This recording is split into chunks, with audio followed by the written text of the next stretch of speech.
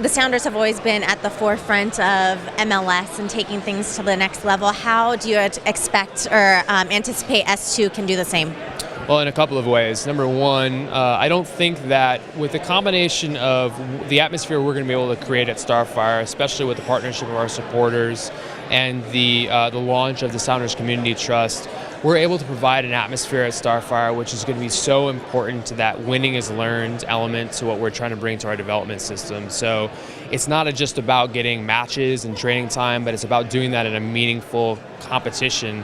And that's what we're going to be able to give our academy players that hardly any other teams are going to be able to do that. So we're pushing the envelope there. The second way is clearly with the Sounders Community Trust. We've had a real dedication to democracy in sports for the last 6 years, ever since we were incepted through the Alliance Council. And they've been extremely valuable in giving advice, voting on Adrian, helping with the name, etc. There's been numerous ways that they've really added to the organization.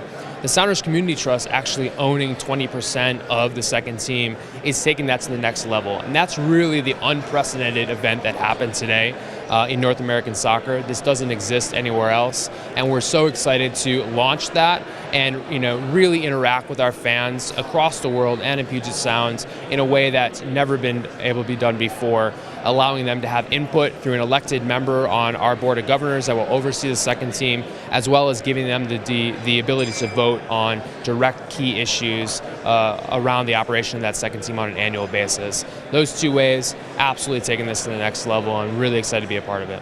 You touched on how this academy, how it'll push the envelope with the academy and developing players. How will it create kind of that direct pipeline between the first team and the USL team? Absolutely. So right now, we have a really, really talented academy. Mark Nichols, our academy director, is doing a fantastic job. We've got a lot of really, really young, talented players. They need a place to play, which is suitable to their level. The best 16, 17-year-old kids, if you look at Ryan Giggs and so many contemporary examples of this in Europe, play at the professional level, at the top level, or for the second team in a competitive, meaningful professional environment. So allowing those players to come up and interact with professionals from the first team and other professionals that will be signed directly to second team contracts will be really important to their development.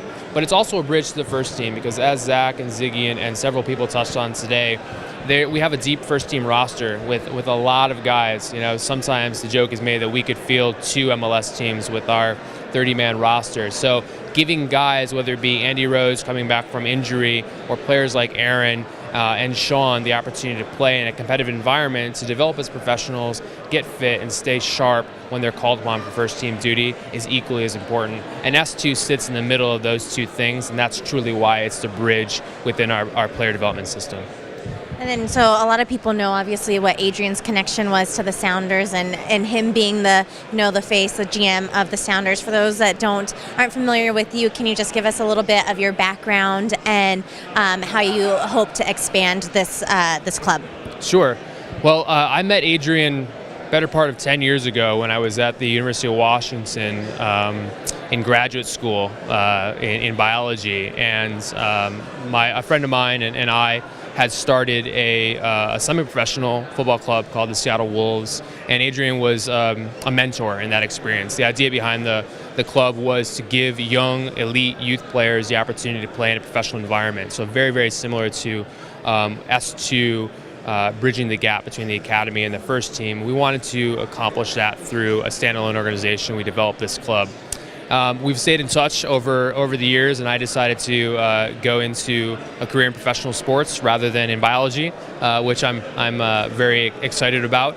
And so I've had the chance to work with several MLS clubs through a job that I held with Prozone Sports, head of North and South America business development. Prozone is a company that provides consultancy services to professional teams.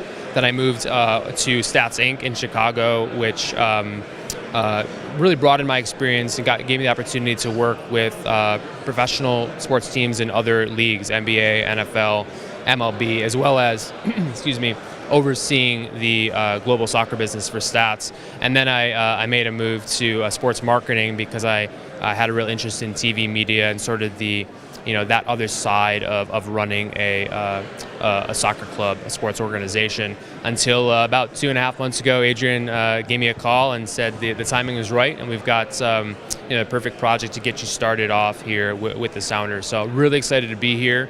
I think that this project fits well with my passion and my experience, and I'm looking forward to many years with the Sounders and helping out in many other ways as well.